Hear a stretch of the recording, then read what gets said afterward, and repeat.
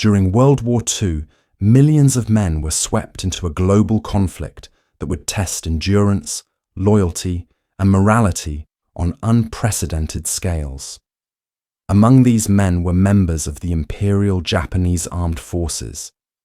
Japan's military culture at the time was built upon strict codes of honor, loyalty to the emperor, and an understanding that surrender was a disgrace worse than death.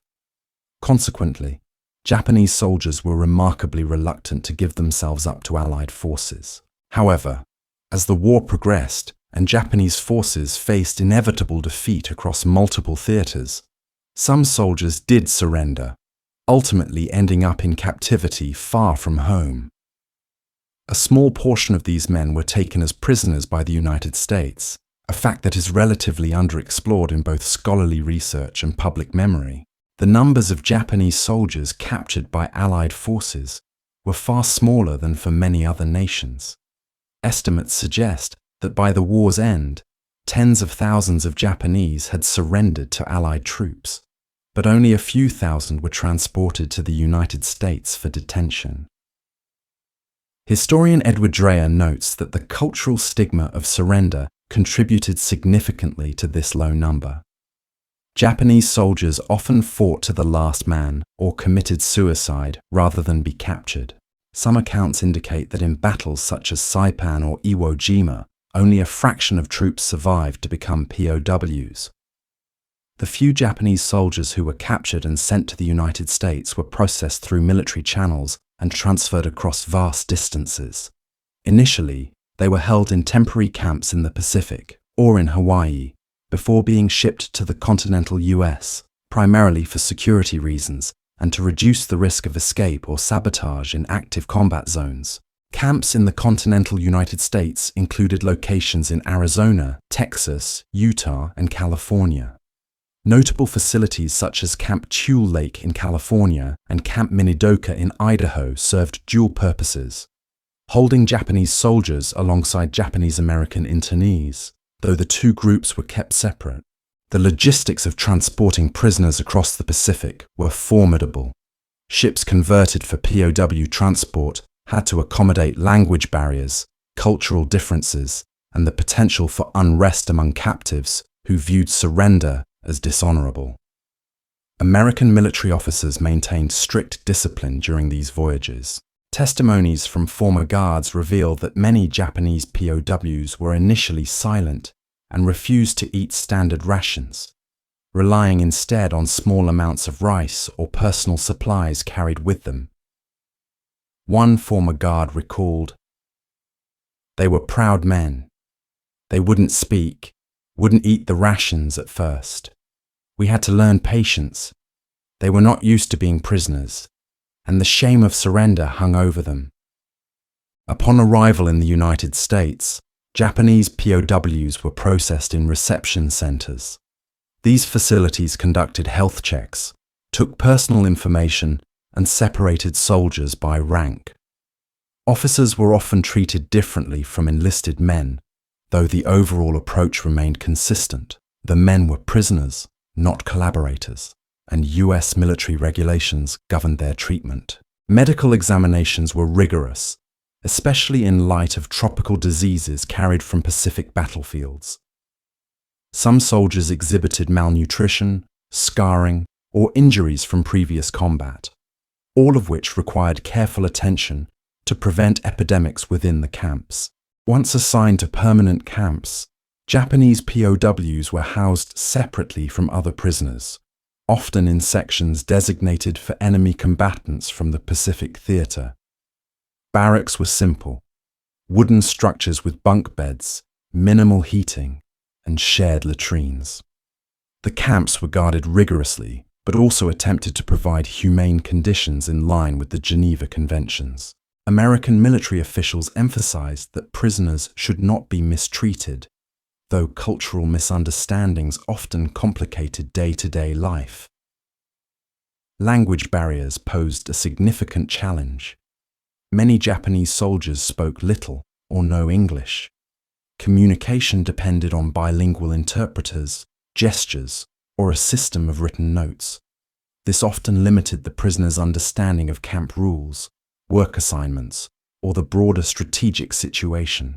American authorities responded by hiring translators or using Japanese-American Nisei, who could bridge the gap between cultures. One Nisei interpreter later recalled, "I had to explain everything slowly, from the schedule of meals to the rules about leaving the compound.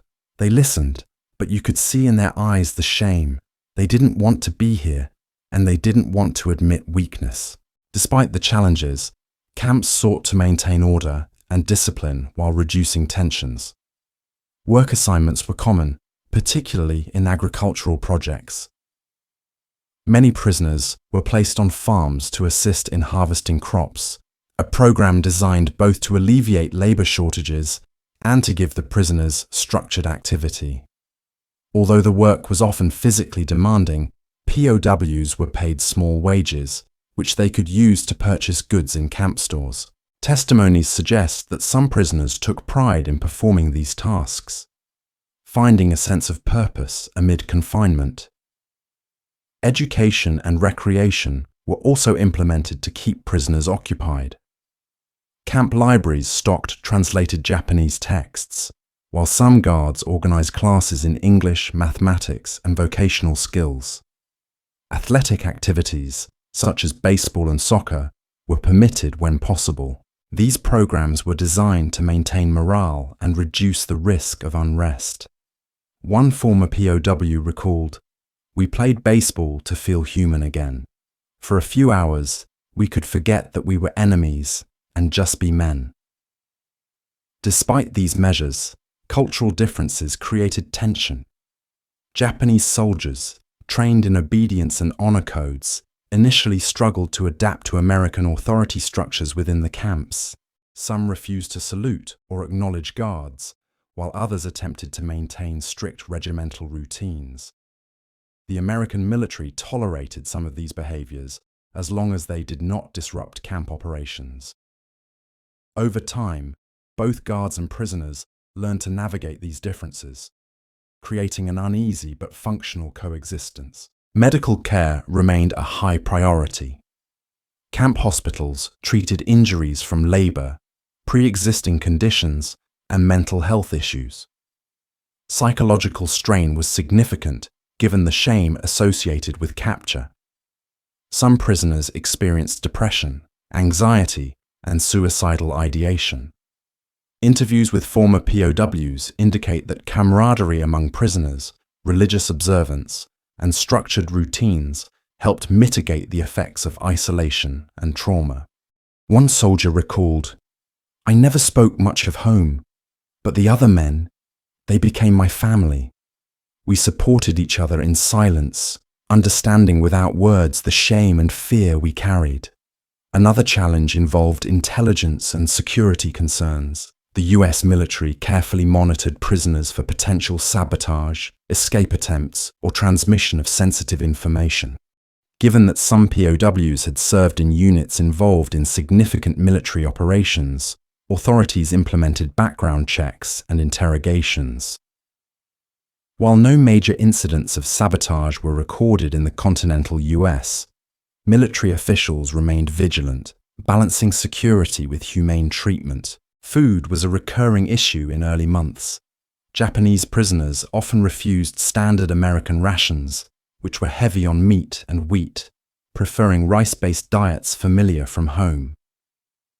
The US military accommodated these preferences when possible, supplying rice and soy products. The adjustment period was difficult, but over time, prisoners adapted, and the dietary modifications became standard practice in camps holding Japanese soldiers. Communication with the outside world was heavily restricted but not entirely prohibited. The US military allowed prisoners to write letters, although they were censored. These letters provided a critical lifeline to families in Japan, although the prisoners were often unaware of the severe destruction caused by Allied operations at home. Historians note that receiving or sending letters offered psychological relief, even if the content had to remain vague. Over time, prisoners began to engage in educational, vocational, and recreational programs. Many learned English, while others trained in carpentry, farming, or technical skills. These activities were encouraged not only for morale, but also as preparation for eventual repatriation. Former POWs consistently noted that these structured activities, along with fair treatment by some guards, improved relations and reduced tension in the camps. However, the broader context of Japanese military culture continued to influence prisoner behavior. Surrender remained a source of shame, and some men resisted integration into camp life, preferring isolation or maintaining rigid self-discipline. The US authorities gradually recognized that understanding cultural values was critical to effective management. Instructors, interpreters, and officers learned to respect these traditions while enforcing camp rules. This cultural sensitivity became an important factor in the overall success of the POW program. By mid-1945, as the war drew to a close, camps holding Japanese prisoners had stabilized. Routine labor, education, recreation, and medical care had created a managed environment, yet uncertainty persisted. Prisoners were aware of ongoing battles in the Pacific, the devastation of Japanese cities, and the potential for catastrophic outcomes at home. Many anticipated eventual repatriation, but feared the social consequences of returning after surrender.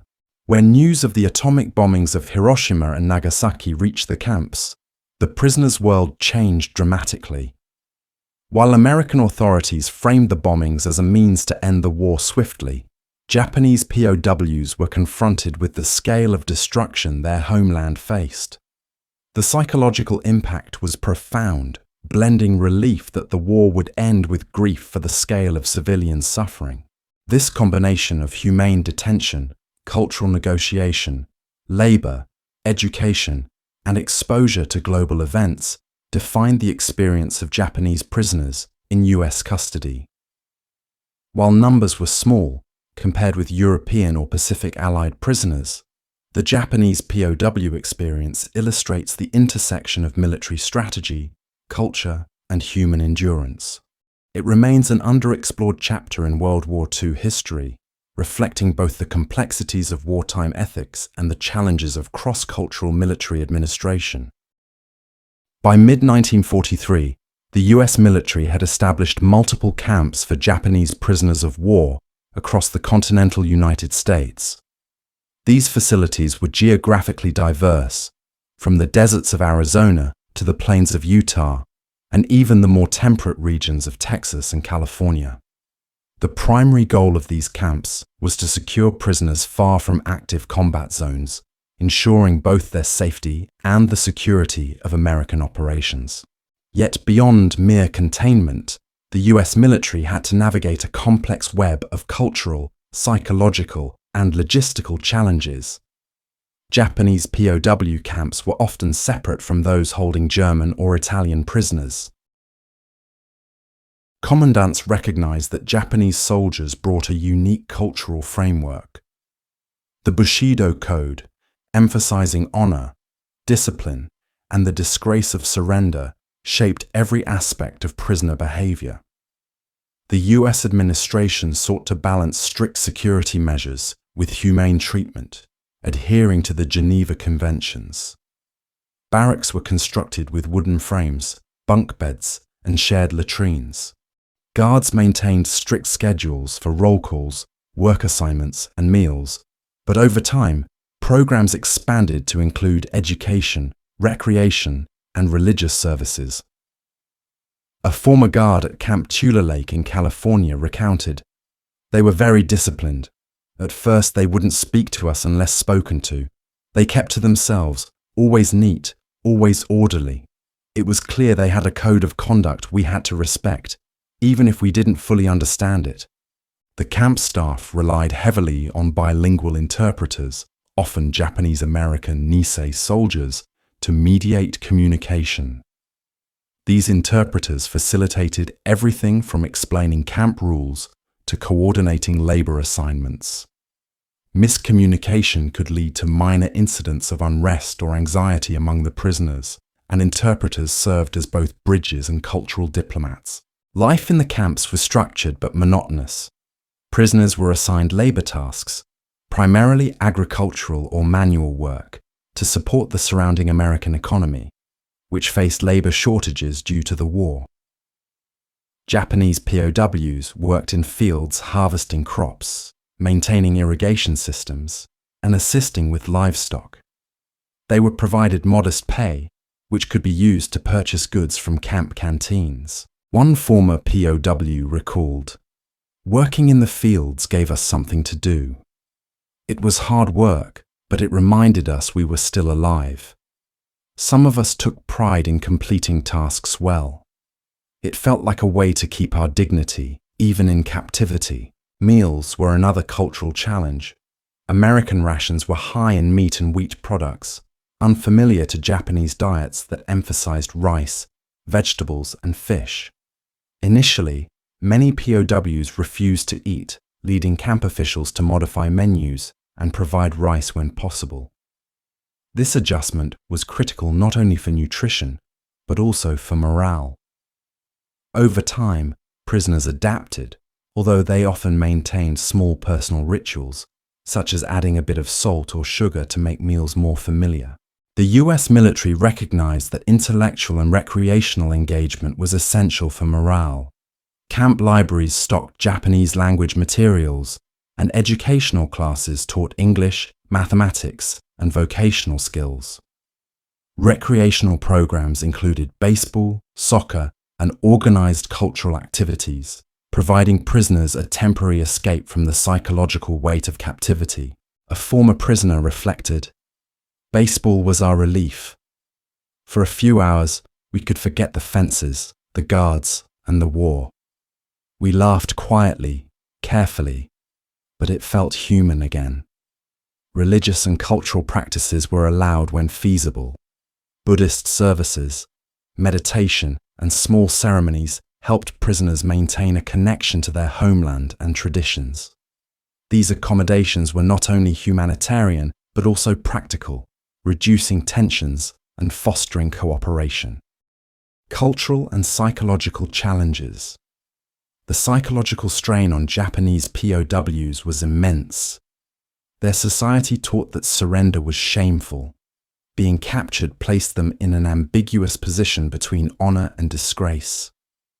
Depression, anxiety, and occasional suicidal ideation were not uncommon. American military officials, learning from early incidents, provided counseling and created structured routines to mitigate these effects.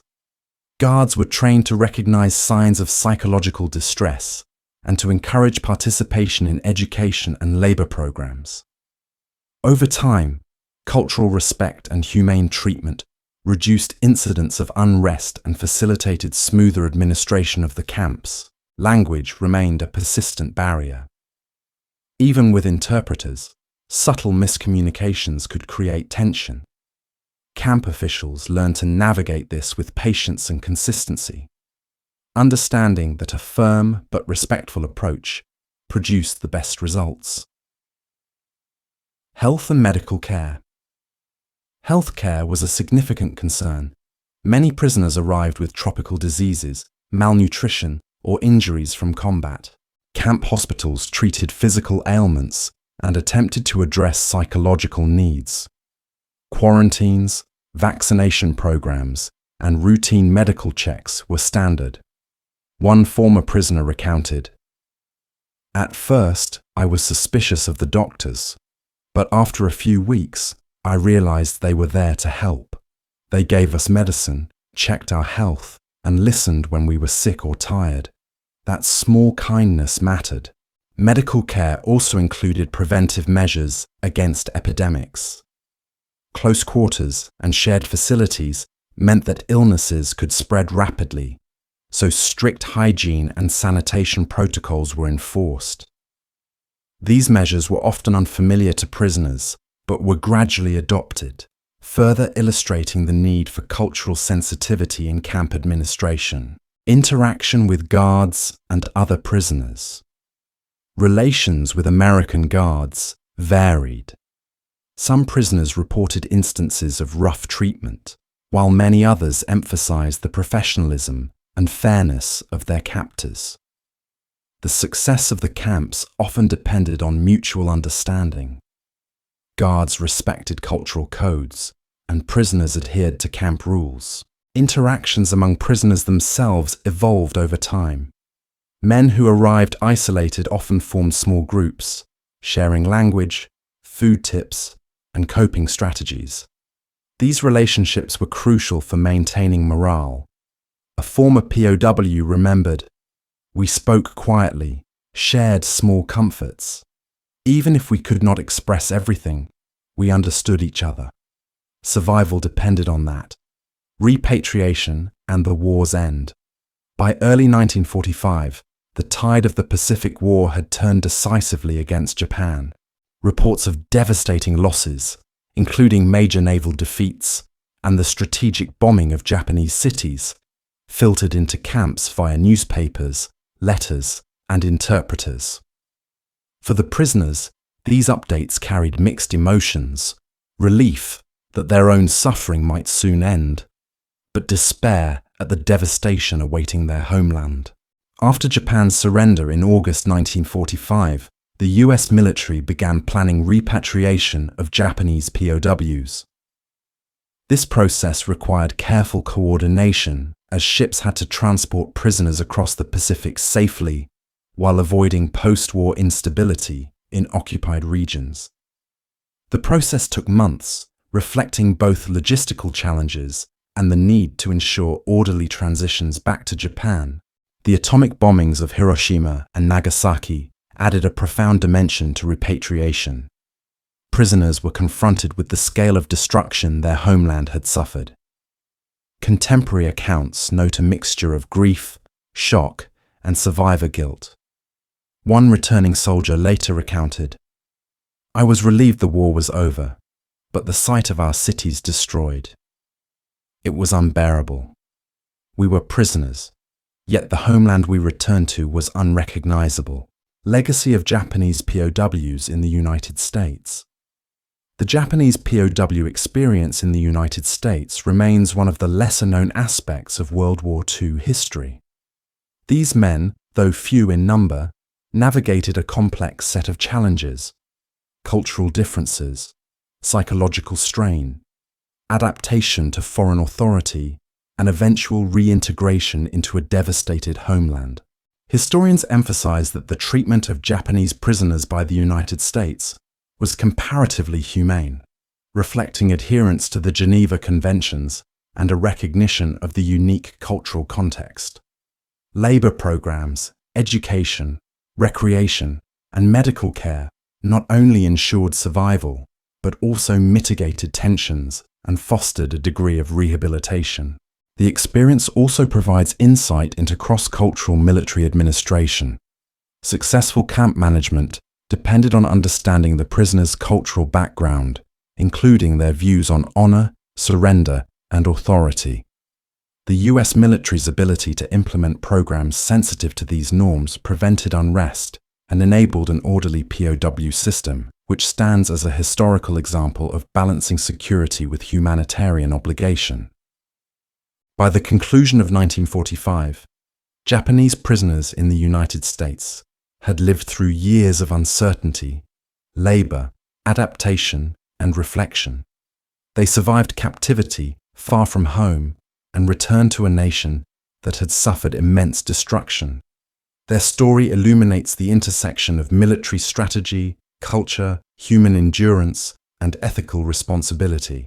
While the majority of the public narrative focuses on the combat theaters, the experience of Japanese POWs provides a unique lens on the human dimensions of World War II, emphasizing that war's impact extends far beyond the battlefield. As the final months of 1945 unfolded, plans for the repatriation of Japanese prisoners of war held in the United States were set into motion. For thousands of men who had spent years confined in camps across Arizona, Texas, Utah, and California, the journey back to Japan was both a physical and emotional ordeal. While the war had ended, the homeland to which they returned bore the scars of unprecedented devastation. Planning repatriation.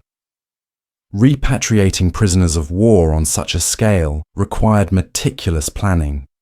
The US military coordinated with the Supreme Commander for the Allied Powers, SCAP in Japan, transport authorities, and naval logistics units to ensure that the prisoners could be returned safely. Ships were adapted to carry large groups, with segregated areas to maintain order during the voyage.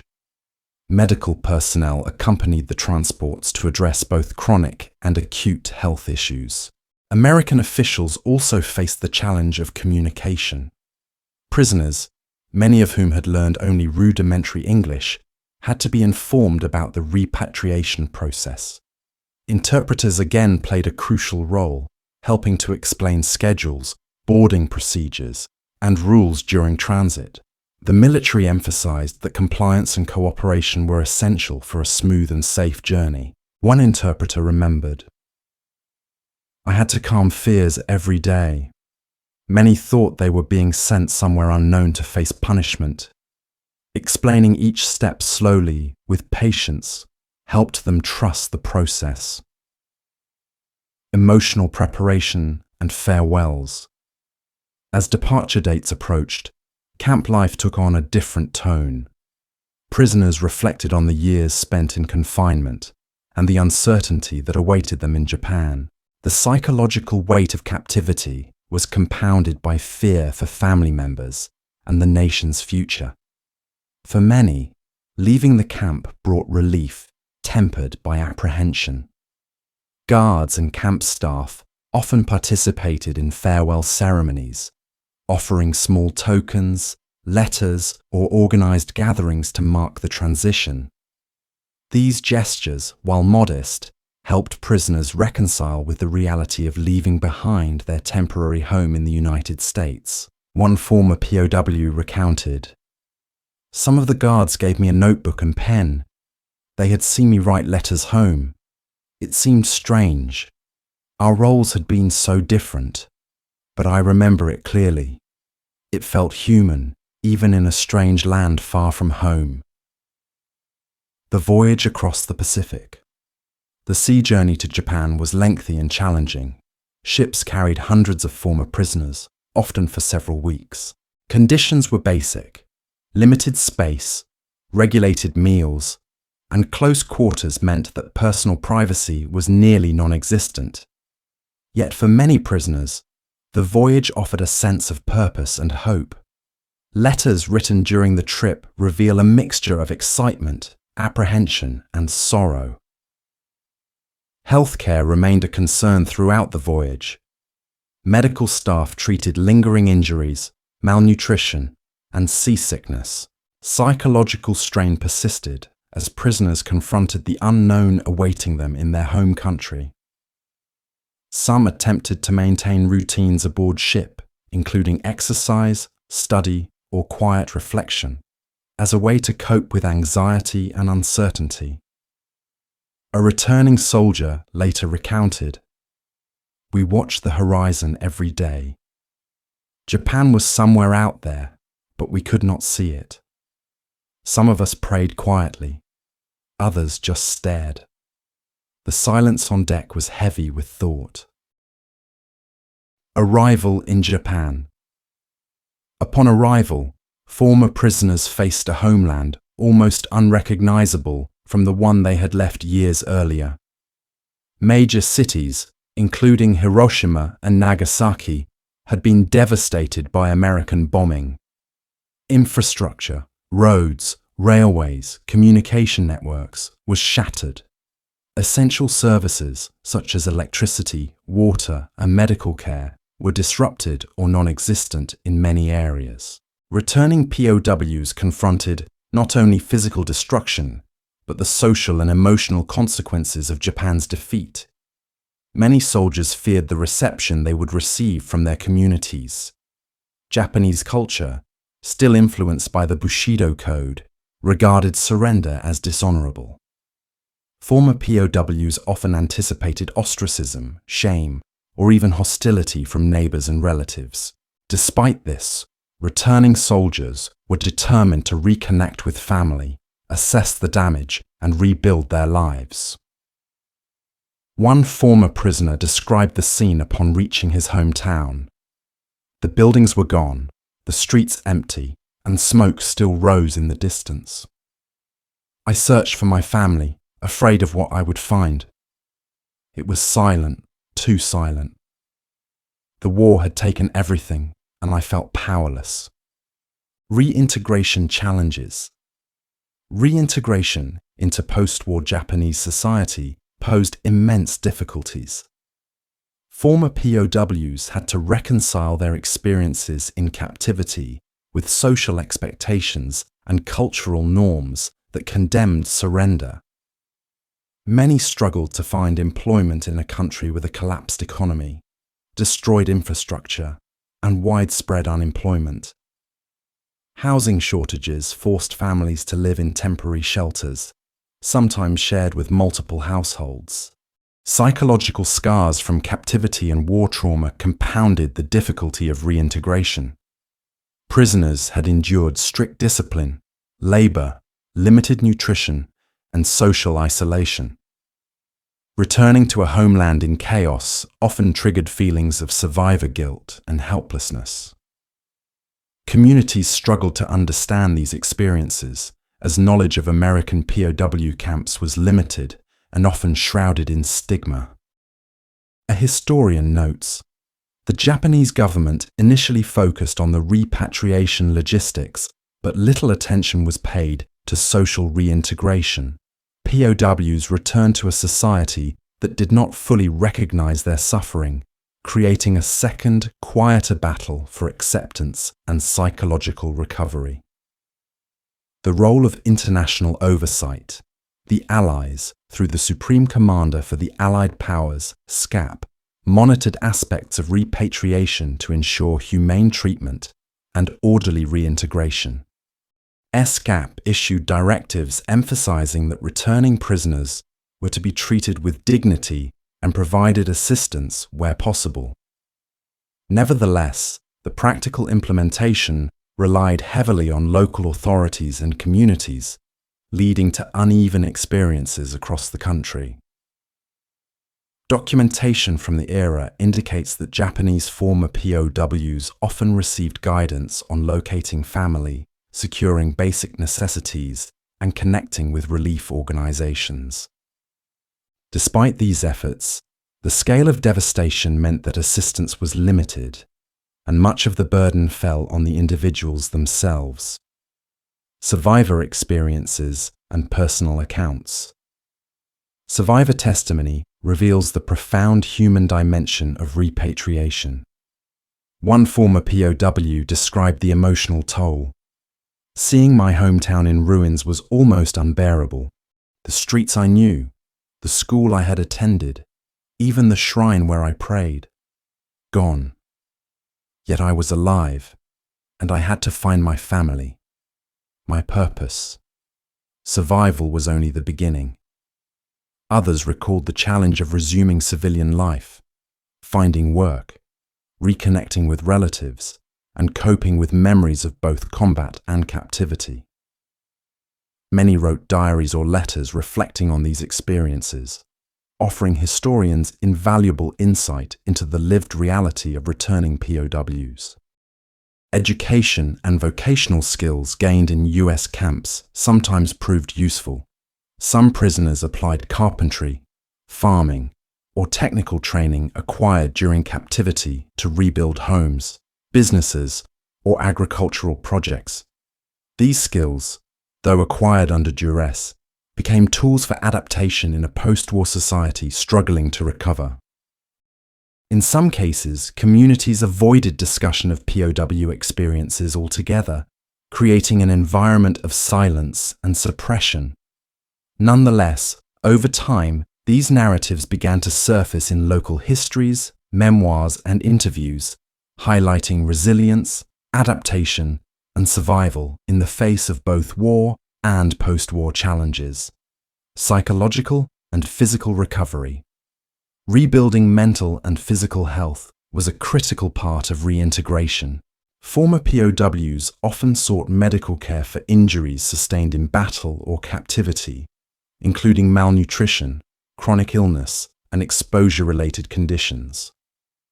Mental health support was scarce, but informal networks, family, neighbors, and fellow former prisoners provided essential emotional assistance. A returned soldier recounted, "I could not sleep at first. Every sound reminded me of camp or combat. Talking to my brother, helping with small chores, planting rice, we found our way back slowly, day by day." The interplay of community support, vocational activity, and personal resilience facilitated recovery. These elements, though informal, helped former POWs navigate the complex psychological terrain of post-war Japan. Long-term legacy. The experiences of Japanese POWs in US custody left a lasting legacy. It underscores the ethical considerations of wartime treatment, the importance of cultural sensitivity, and the human cost of global conflict. Furthermore, the stories of these prisoners contribute to a fuller understanding of post-war Japan's reconstruction, social dynamics, and collective memory. With the repatriation of Japanese prisoners of war completed by late 1946, the final chapter of their wartime ordeal began, returning to a homeland that had been utterly transformed by conflict. The end of captivity did not signal an immediate return to normalcy. Instead, former POWs faced enormous challenges, rebuilding lives amid devastation, confronting cultural stigma associated with surrender, and reconciling the psychological scars of confinement and war. Cultural stigma and societal response. The cultural perception of surrender in Japan continued to shape the experiences of returning POWs. While the country's defeat and the end of the war gradually reframed notions of honor, former POWs often faced discrimination or subtle social ostracism. Families struggled to reconcile pride in survival with the shame associated with capture. This part explores their post-war experiences, the historical analysis of US POW treatment, and the enduring legacy of these forgotten prisoners. Returning to a devastated nation, Japan in 1945-1946 was a country in ruins. Urban centers had been heavily bombed, including Hiroshima and Nagasaki, where atomic attacks caused massive civilian casualties and infrastructure collapse. Transportation networks were fragmented, and basic utilities such as electricity, clean water, and sanitation were severely compromised. Rebuilding efforts were slow, and returning POWs found themselves in a landscape of uncertainty, scarcity, and social upheaval. Former prisoners confronted the difficulty of finding family members. Many had lost parents, siblings, or spouses during air raids or battles. These men represented a small but significant segment of the Japanese military, illustrating the intersection of culture, war, and human endurance. Their survival and adaptation offer insight into the challenges of repatriation, the psychological impact of captivity, and the ways in which societies respond to defeat. Historians argue that the POW experience provides a unique lens on the broader consequences of World War II. Reconnecting with surviving relatives was both joyous and traumatic, as families struggled to resume life amidst the ruins. One returning POW recalled, "I found my home in ashes, but my mother survived. We embraced quietly, overwhelmed by what we had endured. Words were not enough." Social reintegration and stigma. Cultural attitudes towards surrender complicated reintegration. Japanese society, shaped by centuries of military and societal codes emphasizing honor and loyalty, often viewed captured soldiers as dishonored. Families and communities sometimes responded with subtle ostracism or embarrassment, creating tension for returning POWs who had already endured years of captivity far from home. Yet, over time, the practical necessities of reconstruction, labor shortages, urban rebuilding, and agricultural recovery created opportunities for these men to contribute meaningfully. Many applied skills learned in US camps, such as carpentry, farming, technical training, and management of group labor. These contributions not only aided in physical reconstruction, but also gradually rehabilitated social perceptions of former POWs.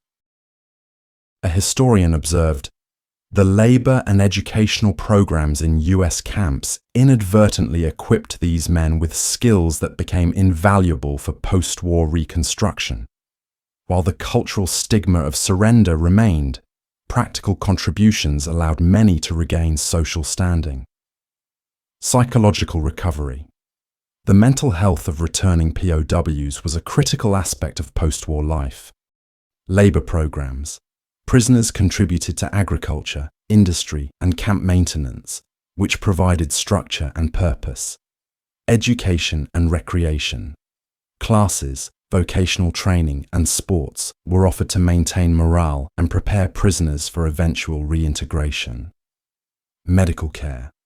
Hospitals and medical staff addressed physical and psychological needs, mitigating disease and injury.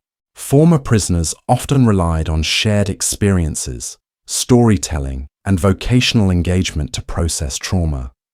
Some formed informal associations with other returning POWs, sharing strategies for reintegration and coping with societal expectations. A former soldier described, "We met quietly in small groups. No one spoke of shame aloud, but in our presence, the memories could breathe. That silence was understanding, and it helped us endure." Economic and vocational adaptation. The practical challenges of finding employment were formidable. With urban centers in ruins and agricultural production disrupted, opportunities were scarce. Many former POWs returned to rural areas, where farming, construction, or labor-intensive industries offered the most viable paths to livelihood. Skills gained in US camps, including carpentry, engineering, and farm management, proved invaluable. Some used these abilities to restore family businesses, rebuild homes, or assist in community recovery projects. Vocational adaptation became a way to reassert personal dignity and restore a sense of purpose. One returning POW recounted, "I built houses for my neighbors. Each nail, each board reminded me that I could still contribute. It was how I reclaimed my life." Family life and social dynamics. Marriage and family life were affected by wartime experiences. Some returning prisoners found their spouses or fiancés had perished or remarried. Others struggled with domestic reintegration after years of absence. Family responsibilities added additional pressures, but also offered a stabilizing force in rebuilding a personal and social identity. Children born during or after the war sometimes had parents with post-traumatic stress or unresolved grief. Families often coped silently, as cultural norms discouraged open discussion of trauma. Nevertheless, narratives passed down in private households provide insight into the long-term impact of captivity on Japanese family life. Comparative analysis of POW treatment. From a historical perspective, the treatment of Japanese POWs by the United States was notable for its adherence to international standards and efforts at humane management. Compared with other Allied nations, the US approach emphasized strict but fair discipline. Security and compliance were enforced, but extreme punishment was rare. Years of captivity, coupled with exposure to combat, tropical illnesses, malnutrition, and the stress of cultural isolation, left psychological scars. Depression, anxiety, and post-traumatic stress were common, though formal mental health services were limited in post-war Japan. Community networks and familial support played a crucial role in recovery. Cultural sensitivity. language instruction, interpreters, dietary accommodations, and religious allowances demonstrated awareness of cultural norms. By contrast, Japanese treatment of Allied prisoners in the Pacific Theater was often brutal, with forced labor, starvation, and physical abuse common. The disparity underscores differences in cultural approach, wartime ethics, and adherence to international conventions. Historians argue that humane treatment of Japanese POWs in the US camps served as a model for post-war reconciliation and set precedents for the administration of prisoners in subsequent conflicts. Legacy and recognition. The experiences of Japanese POWs in the United States gradually entered historical scholarship, memoirs, and oral histories. While often overshadowed by combat narratives, these stories illuminate broader questions of ethics, cultural understanding, and the human cost of war. Former POWs contributed to post-war Japan not only through labor and skills, but also through narratives that emphasize survival, adaptation, and resilience. Several studies highlight how these men navigated cultural dissonance, bridging gaps between honor-bound Japanese identity and the pragmatic realities of captivity. Their stories challenge simplistic portrayals of wartime enemies and underscore the nuanced humanity of individuals caught in global conflict. Some former prisoners later returned to the United States as scholars, business people, or cultural ambassadors, fostering reconciliation between the two nations. Their first-hand experiences informed dialogues on military ethics, international law, and the importance of humane treatment of prisoners. The saga of Japanese POWs held in the United States during World War II is a testament to human endurance, adaptability, and resilience. From the shock of capture and years of confinement to the daunting challenge of returning to a devastated homeland, these men navigated an extraordinary series of trials. Their lives illustrate the intersection of culture, psychology, and war, revealing the profound impact of captivity on both individuals and societies. The US POW system, though not without challenges, demonstrated that adherence to principles of humane treatment, cultural awareness, and structured rehabilitation could produce outcomes that respected both security and human dignity. For historians, the experiences of these prisoners remain a vital component of the larger narrative of World War II, illuminating dimensions of conflict, ethics, and post-war reconstruction that extend beyond the battlefield. Finally, the voices of survivors, preserved in memoirs, interviews, and oral histories, ensure that these forgotten prisoners are remembered.